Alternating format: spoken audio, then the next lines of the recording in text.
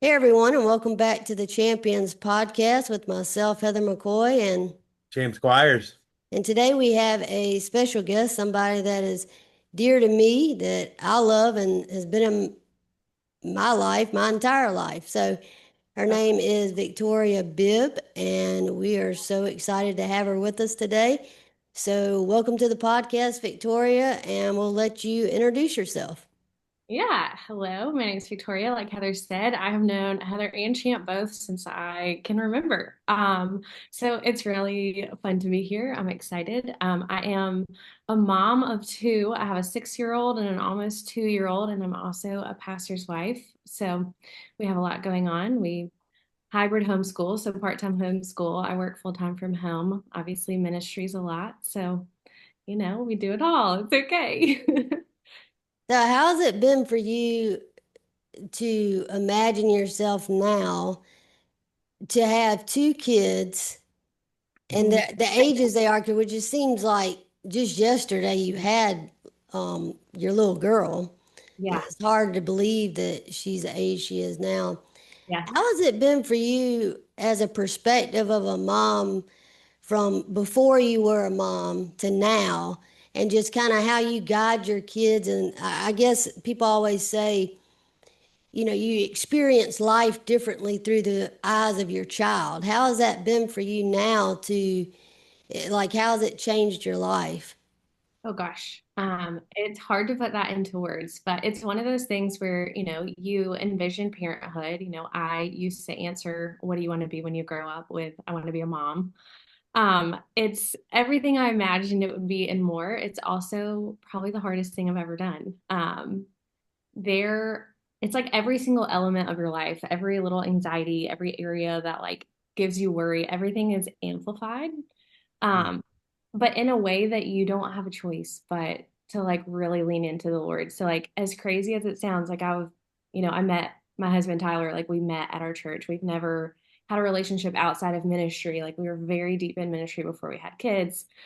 Yet still, we laugh when we say this because it sounds crazy. Like we obviously knew the Lord. We loved the Lord before kids, but it's such a different perspective on things. You truly see, we can try to imagine how the Lord loves us as his children, and then you have your own, and it's Mm. just hard to put into words of like just this unconditional, all of the stress and chaos and everything else that comes with it, but just this like at the end of the day, nothing else matters. I don't know. It's hard to put into words, but it's a crazy kind of love. It's worth it, but it's a lot sometimes. Victoria, I see you, and and to be honest, this is the first time I've seen your face in But quite a while. And it's interesting because I think about not only what you said about like it amplifies everything, but just like you said, knowing you from when I can remember, and then you've been through a lot. You've been through some challenges, and you've been through some great joys, and just like, and now having your own kids and watching them, and knowing that they'll go through some of those same things. Some will be different, some may be similar, and just kind of amplifying that. So I think that's really cool. yeah, for sure. It definitely gives a different perspective. And I think even as a daughter, it gives me a lot more grace towards, we love our parents. We all have great parents, but there are certain things that it's like, oh gosh, like that kind of hurt to walk through as a kid, or that's kind of hard to handle. It gives you a lot more grace for, there's a saying that I feel like I say to friends every so often, like, you know your kids, this is your kid's first time being a kid, but this is also your first time being a mom. And I think when you're in it, that's a light bulb moment as a mom, but then to then put that onto my mom and my dad of like, it was their first time doing this too, like Hmm. we're all just doing our best. Heather, go ahead, because I've got a lot, but I'm just kind of reading the room. Go ahead. How has it been? Because obviously, I've actually haven't even met your little girl yet in person, which is crazy to say. But when I was going through my health stuff, obviously that wasn't a possibility. But I Right. have seen your little boy several times, and he just Yeah.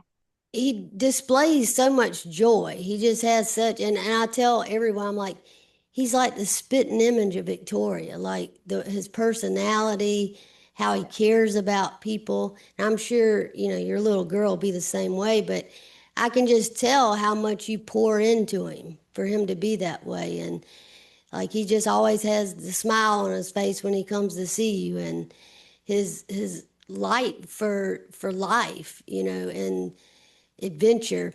How has it been for you, obviously, you and Tyler, to kind of walk through? Obviously, you're in ministry, you've been in ministry for many years before you had kids. How has it been, or maybe the question is, how important has it been for you for the kids to start to know Jesus at an early age? Obviously, little kids kind of don't know and grasp what Yeah. we do as adults about Jesus, but they do know he loves them. They can pray, that sort of thing. How's that been to walk Yeah. through that and introduce them to Jesus? Honestly, if I were to answer this question, not thinking about my actual, more so Bowen than Lily at this point, I feel like it's easy to feel like we fail at this. Like ministry is so busy.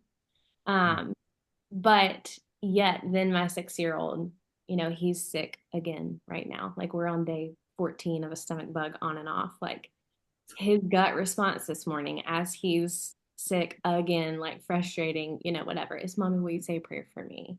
And that's his first response. Like if I start to lose my cool, the 2 year old is wild. She does have her brother's joy. She is a lot like him in a lot of ways, but she's got a lot of spunk and a lot of sass too. So we're learning that for the first time. I can get overwhelmed and start to lose my cool. And Bowen's response every single time is he'll just start praying. He won't ask like, "Mommy, can you pray?" or whatever. Like he'll just literally like bow his little head and put his hands together and just Yeah. please be with mommy, please be, whatever it might be. And Oh it's gosh.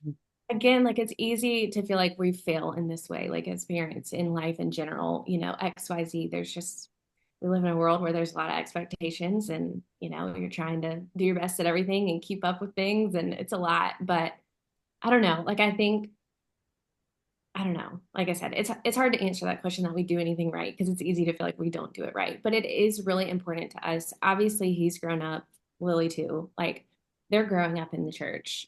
Tyler and I have always done ministry together. Like it's not his ministry and I'm his wife at home, like it's always been important to me to be involved. Like this is our ministry together. But there also was this kind of like moment for us after having Bowen of as passionate as we are about our ministry in our church, our number one ministry from here on is our family. Like it's our children. Not that we didn't prioritize our marriage, but it's just a different, like who are we to stand up in our church and like, proclaim all this stuff and tell people do this, whatever when we're not doing the same at home. Like if we're not evangelizing to our own kids, if we're not making our priorities straight at home. So it's always been important to us, one, that they are involved in church. We try to really tread that lightly because I think it's really easy for a pastor's family and pastor's kids to kind of feel that burnout and feel like the ministry hurt because it's very easy to get in that place. So we try to tread that lightly. Of it is very important. We go to church. We do not miss church. Like if we can help it, we're going to go to all the events we can. We're going to show up. And if they complain and ask why, we say, we love our church. We want to show up for X, Y, Z. And Tyler's position now is different to where he's more so just a manager of all of our volunteer teams. And so there's someone in place for all these teams that we don't have to be at everything, or he doesn't have to be at everything anymore. But it's still important to us to show up for those people. And again, I think it's important, like we want our kids to see that. But at the end of the day, like it's also important to us that they know like they are the number one ministry. Our home is the number one ministry. So I don't know if that answered your question or not. I feel like that's kind No, of a I loved it. So I want to go back, Victoria, because you said something that I don't even know if you heard yourself. You said we're we know that we're going to fail. oh yeah. Oh yeah. And I hear that and I think, okay, do we understand the beauty of failure? Right.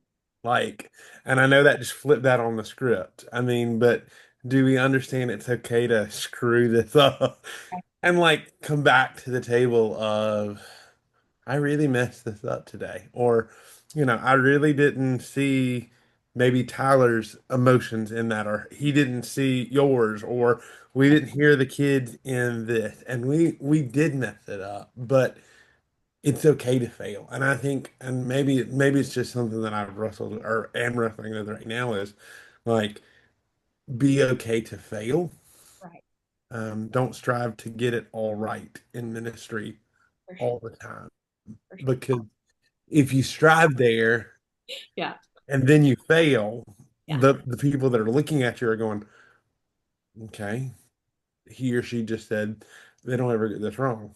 But hey, I messed that up. And now what do we do to fix it? So I thought that was really cool how For you said. sure. There's a realness and a rawness to that. And that, even with, I used to stress out so much of we're going to have someone from church in our home and the house has to be spotless. At this point, it's like the college girls that I mentor, like, listen, here's what you're signing up for. Like, we are here and we're so happy to do whatever. Our door is always open, but know that you're coming into chaos. You're going to hear the kids fighting and screaming, and Lily's probably going to bite her brother. And, like there's going to be laundry everywhere, but it is what it is. But back to your point, Champ, one thing that I've started trying, because I very much am a perfectionist, I do not like to feel like I'm failing. So I very much feel what you're saying there. But one thing that I've tried to start doing, especially because Bowen is very much like me in most ways, to where he feels like he hates to be wrong. He says sorry way more than he should. And we're trying so hard to like get to the bottom of that. Like, you don't need to feel sorry for, whatever he's apologizing for. But one thing I'm trying to implement for myself, but also because I know that my kids are picking up on these things, is to say out loud, like as often as I can, like, thank God for a God who loves me when I mess up, right? Like, one, because I need that, but two, for them to see that too. Like, mommy's not going to get it right. And I'm the first one to apologize to them, to tell, whatever, like, I'm sorry, like, mommy lost her cool, whatever it might be. But more so, like, to further that, just like apologizing to say out loud, like, how cool that we have a God that loves us even when we mess up. And what a beautiful mentality, because it's implementing in the kids that if we didn't mess up, we wouldn't need a God. But it's Exactly. because that Right. we mess up and we can acknowledge. I mean, that's the first step to say, hey, God, I messed up today. I really need forgiveness. I need you to guide me and put in me exactly what I need to do to handle this situation or handle it better the next time.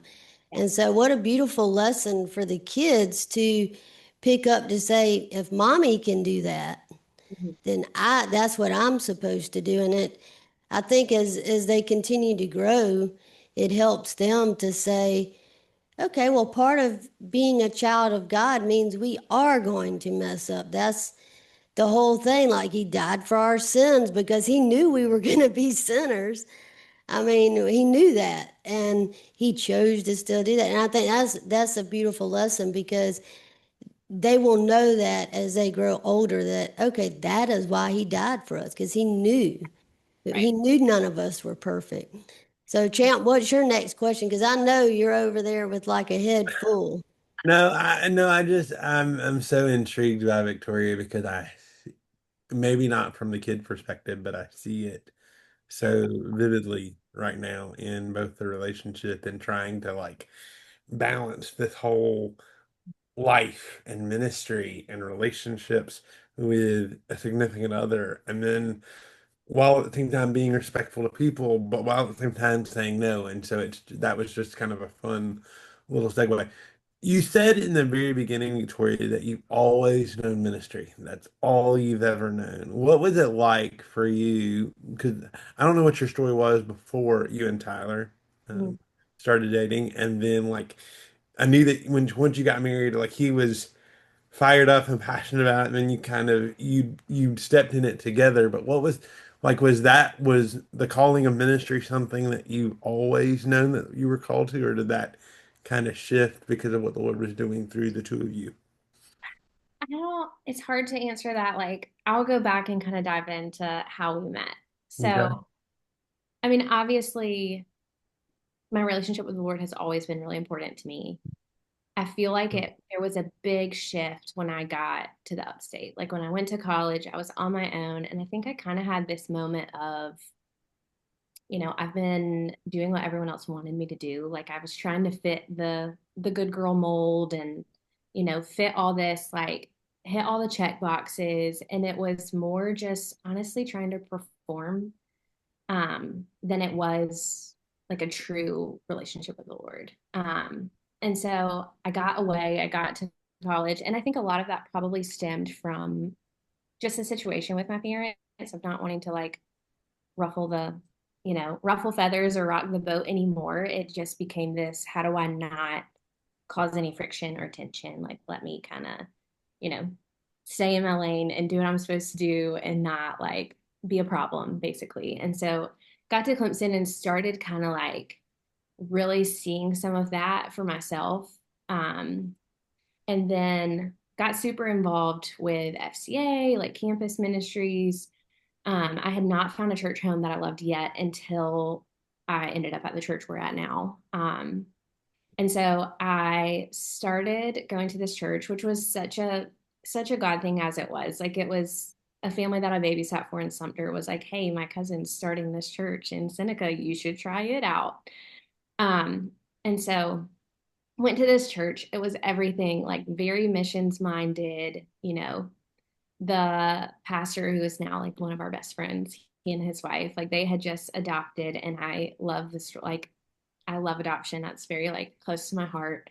And so it very quickly was like, okay, this church just feels different than anything I've known. And that's not to like bash any other churches, but I think it was a mixture of finding the right church, finding the right people, but also like where my heart was at the time. And so I just fully dove in, like volunteered at everything I possibly could, became really close with the past, like some of the, at that point, older families. I was still in college and they were probably where we are in life right now. Like kids were young, they were young families. I don't know, just fully was like, let me plant roots. This was just an answered prayer of this church. Like my relationship with the Lord was changing.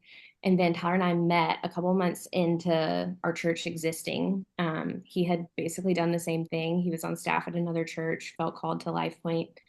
And then we met. And before we even dated, it was probably 6 months of us serving in youth together. So, like, when I say that, like, we truly have never known even a friendship, much less like our relationship outside of like volunteering at church together.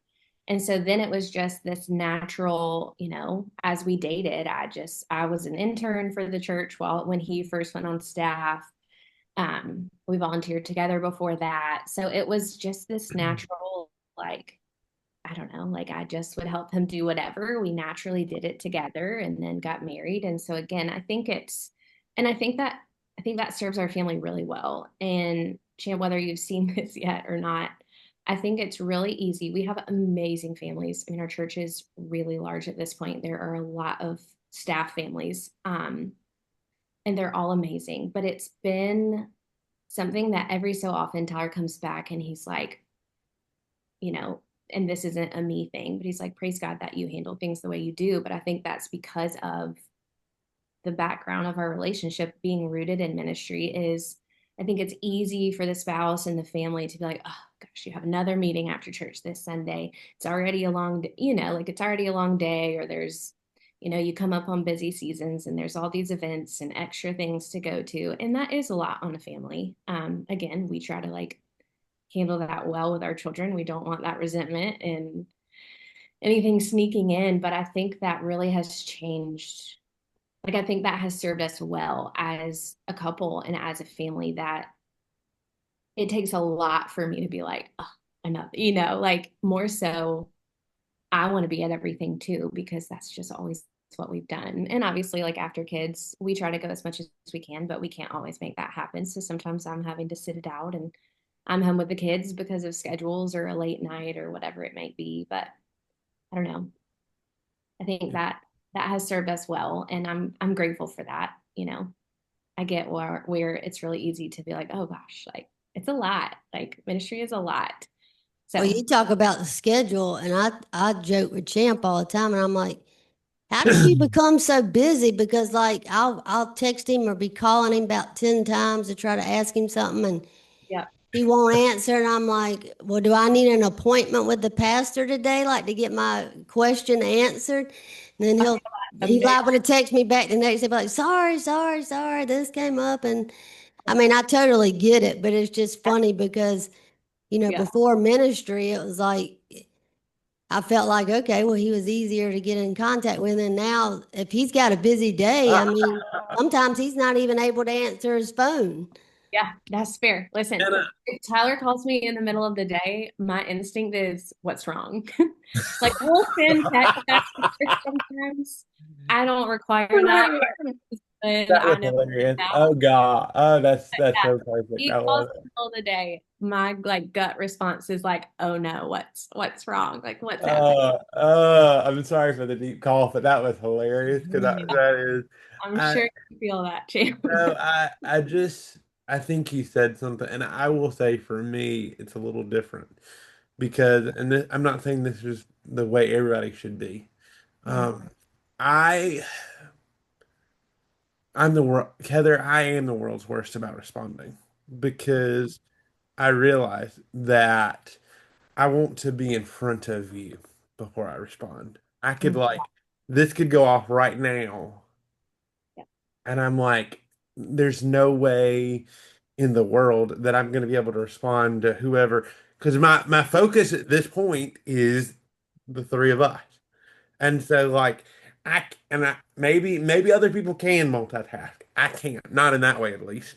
And so I force myself. Mom always gets on me about, well, you didn't respond. You didn't when somebody I'm like, no, I'm not responding because I want to make sure that I'm right smack dab in front of and again, not physically, but just that they have my undivided attention and that I know what I'm responding to and why I'm responding. Because if I send you something without me paying attention, it's like me doing speech to text and not going back and proofreading it, and it come completely out of something totally different. So I just that's always been a rule for me. So Not a bad thing. it's not always healthy, but it's just how we work. So Heather. How's it been for you just to, and we asked some of our guests this question because obviously now being a mom, being a wife, you're in a different season of life. Going back to maybe when you were 20 years old, Mhm. would you have ever thought that your life would be where it is today and your perspective that you had then versus now? Let's see. So 20 would have been right before Tyler and I started dating, right as we started dating. So I don't know that I even knew to dream of this at the time, but I would say it probably was a dream. And it's one of those where we do have to check ourselves sometimes of like, we are quite literally living out like our greatest dreams, you know? It's easy to get caught up in the spit up and the stomach bugs that never go away and trying to balance work and all kinds of things. But at the end of the day, like just that like really perspective shift of this is quite literally what we prayed for. Like this is what we dreamed of. So I don't know that I fully would have seen it, but I would have wanted it, if that makes sense. Like dreamed of it. And how cool that you're even like mentoring college age students. I mean, to say that you're using your experience and your perspective to be able to help them through a season of life that, I mean, pretty much every college age person is struggling to navigate the new world. And how cool is it that you're able to use that as a ministry to help someone else? And I say we always have a story that we never know if our story can be someone else's survival guide. Right. And so that's really cool. What has it been like to just see the relationship between Bowen and Lily? Obviously, there's an age difference, but how has it been for you to see them kind of grow and loving each other and experiencing life together. If that's even a fair question, because I don't know that you can answer it from the mom perspective, but maybe we should get Bowen's opinion on that one. But Yeah. how's it been for you as the mom to watch them kind of grow in their relationship? Because I'm sure, like, obviously there's only two of them at this point, so they've got to be becoming best friends, even though there's an age difference. They are the sweetest. And that was one thing we were worried about. So there's 4.5 years between them. And that wasn't because we struggled to get pregnant with Lily necessarily, but I don't know, like Bowen was just so easy and we knew that he was such a special kid, like truly from the beginning, that it was hard to be ready to add in chaos, knowing that we were not going to get a Bowen 2.0 more than likely. So I don't know, like that was a fear though. We got to a point, and I knew we would get there. We got to a point where I was not willing to just have one. I'm an only child, and it works for certain people. I don't blame my parents for that by any means, but especially seeing like how close my husband and his brother are, and they have like 5+ years, 5 or 6 years between them, so they have a pretty big age gap and weren't super close growing up, but they're very close now. I think once like I was around, like we were married and I was around that, it kind of hit me more so than as a kid of like, I will never know. And I have step siblings that I love, but I will never know what it feels like to have that bond. So two was a minimum. So we knew we would have another one. We just weren't quite ready yet. But that was a big fear. We got to a place where we were ready to start. And then we actually miscarried right before we got pregnant with Lily. So then there was a little bit of like, there was actually a lot of fear there of like, gosh, we've waited all this time because we didn't feel ready yet. And now it's like, you know, getting postponed, and, we're not promised to have another one. We're not promised to have another one as quickly as we got pregnant with him. But we did get pregnant with Lily right after that miscarriage. And so I don't know, it was, as I was pregnant, even of like, did we wait too long? You start to get in your head, but they have the sweetest relationship. I knew Bowen would love her. It was more so making sure she loved him too. And she does. They are so sweet together. She is very sweet. Like I said, she is similar to him in a lot of ways, but she also is very spunky. She's got a lot of sass that we're working through, we're learning about. But they are very sweet. They want to be right beside each other all the time for the most part. He's very protective of her. She wants to be doing exactly what he's doing. So it's been really, really sweet to see. I think we're done it too. I don't know that I'm like fully ready to commit to being done, but I think we're done it too.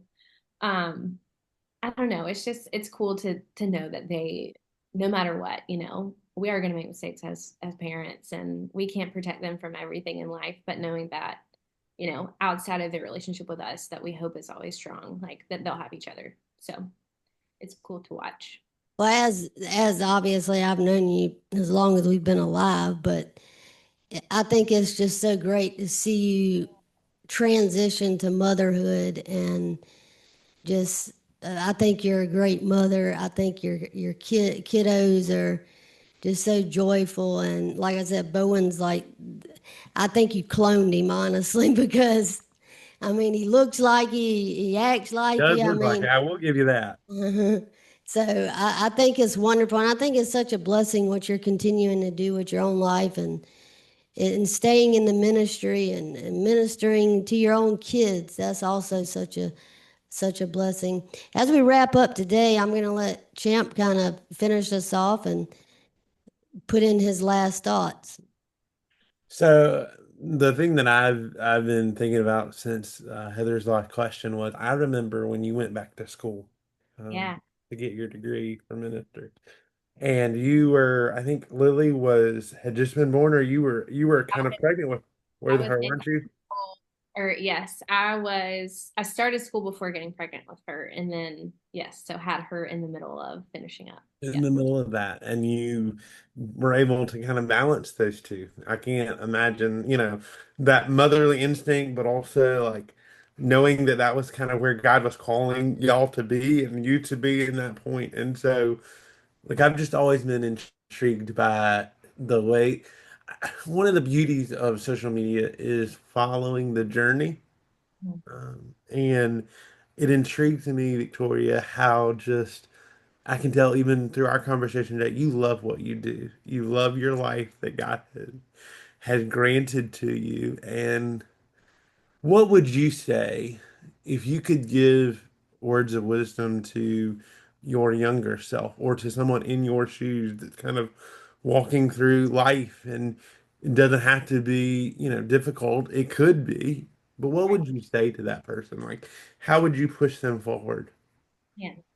I think really all of it comes down to like your convictions and your why of why you're doing what you're doing. Like our life right now is absolutely chaotic, and as I look back, I mean, I was doing all the same things I'm doing now as I was finishing up school. So that was working full time from home, but still like working full time. Bowen had just started his school where he homeschools 3 days a week. He goes to school 2 days. So homeschooling 3 out of 5 days while working from home, ministry, you throw ministry in there. And then I was going to school full time as well for a period of that while having Lily. Like it was a lot. And I don't know that I would recommend that many things at once. I honestly don't know. Looking back, I don't know how I did it. It was a lot of late nights, but what drove me to go back for the longest time, I swore I would never do it. Like, I'm going to prove myself without it. I don't need it. And I did. Like, I got to the place I am in my career, which I'm so grateful for. And, kind of checked that box of like success. Like, and once I got there, it was more just okay, which that's prideful, I recognize. It was, you did it without it. And then I started considering like maybe I'll get it just to have it. Like it doesn't hurt, but more so I did it because I wanted our kids to see you can do the hard thing even in the hard season of life. It was hard to balance having small kids and not wanting to feel pulled away from them at all if I could help it. And for the most part, it really was just late night. So I was taking away from them, and the aspect of their mother was not starting a day well rested and super patient sometimes. But I tried really hard to not have it to where, like, I did not want them to remember, oh, like mom used to be gone all weekend studying. And there were times where it was a couple hours here or there on the weekend.